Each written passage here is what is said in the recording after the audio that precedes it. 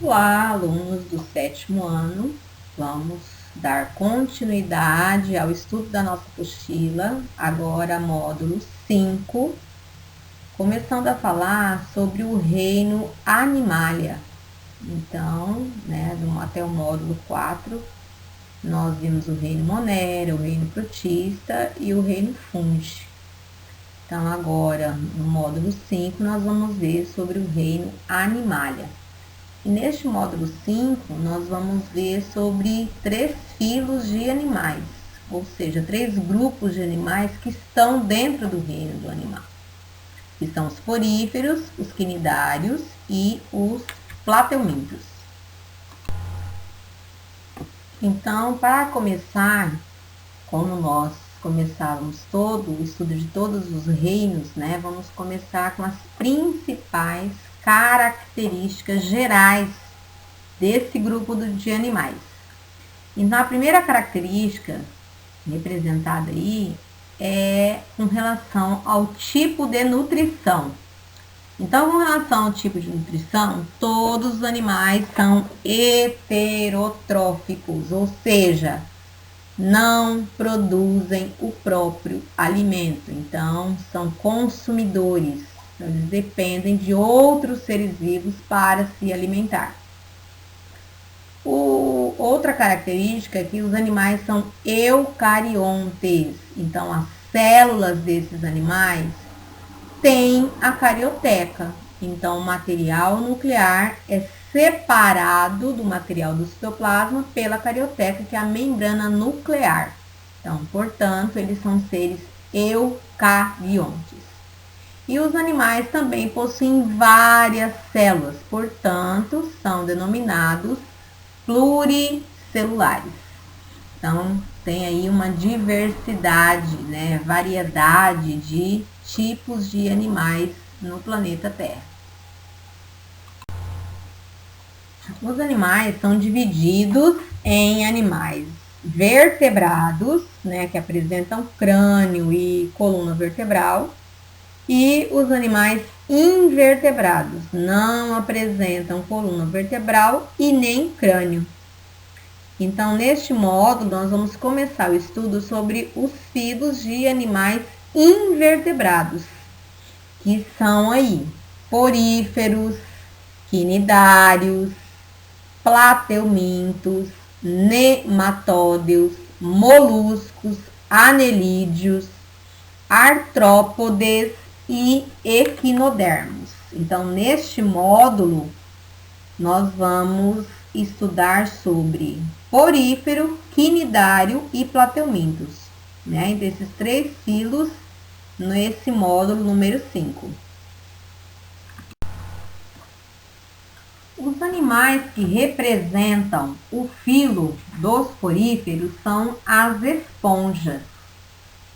Então, as esponjas são organismos aquáticos, são animais aquáticos que representam esse filo, o filo dos poríferos. Então, as esponjas são os únicos, os animais representantes dos poríferos, tá? Então, as esponjas são representantes desse filo dos poríferos. A principal característica desses animais, as esponjas, é que possuem um corpo cheio de poros.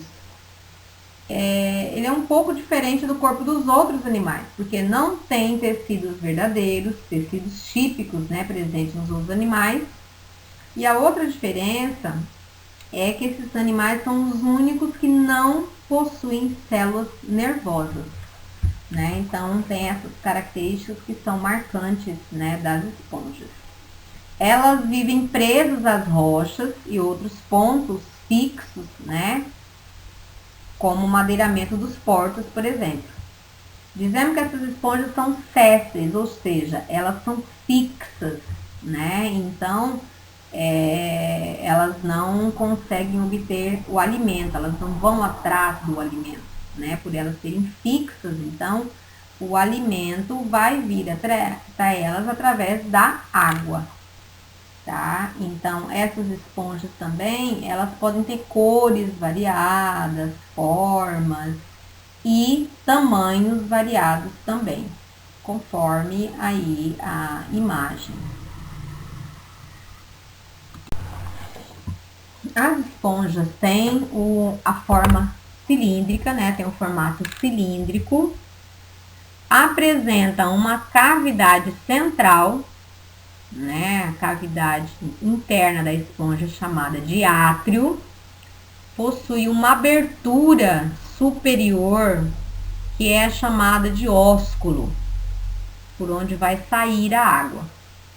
E como nós já falamos, as esponjas apresentam muitos poros. Então essas células que formam os poros são chamadas de porócitos, conforme aí vocês estão observando na imagem.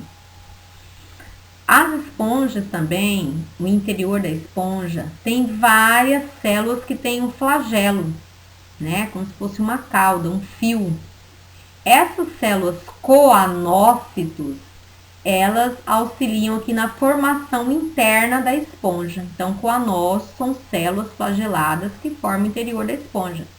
Essas células também auxiliam na filtração da água, porque as esponjas são fixas, elas não se movimentam.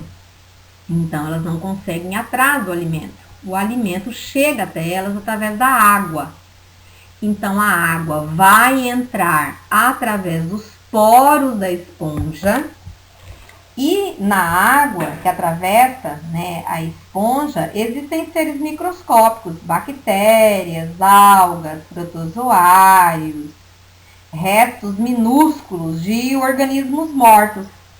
Então, essas células flageladas, elas vão capturar esse alimento, né? Então, ela vai auxiliar na filtragem dessa água.